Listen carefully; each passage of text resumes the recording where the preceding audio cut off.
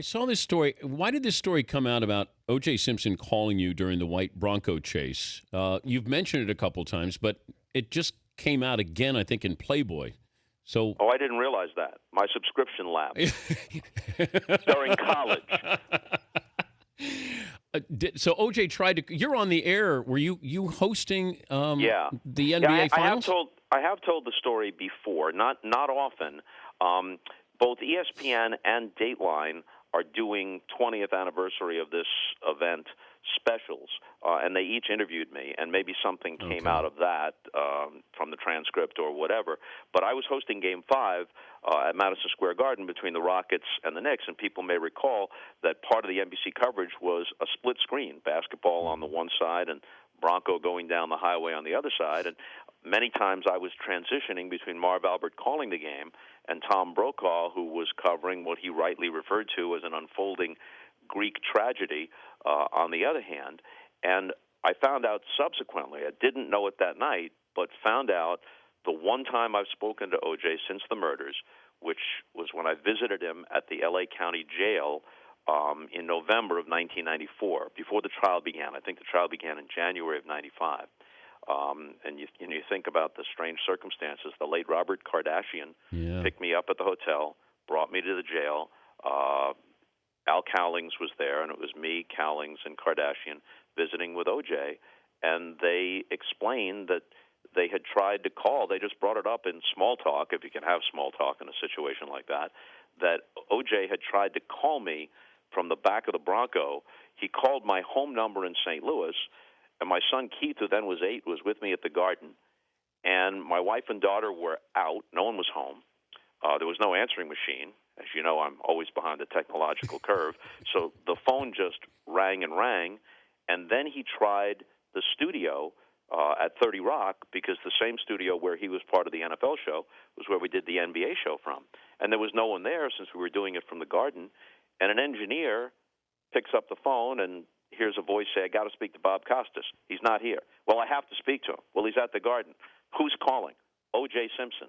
And the engineer says, "Yeah, right." Click, and hangs up the phone. So, wow. What if they had patched you through him to you?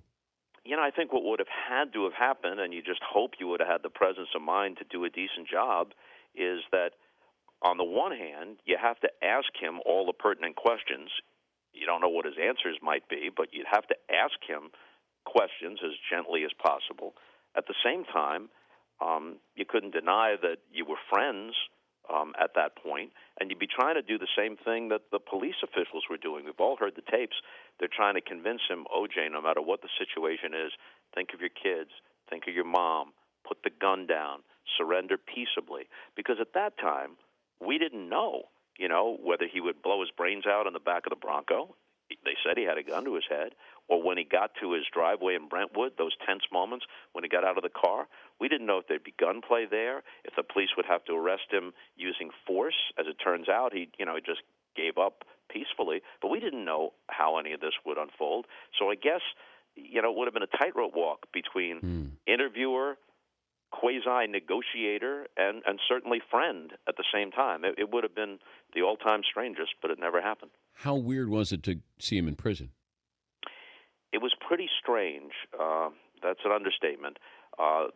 They brought him around a corner, and he had looked to me at that point like he'd lost about 20 pounds. He was in a blue prison jumpsuit, shackled at both ankles and both wrists, and yet a portion of his personality was intact.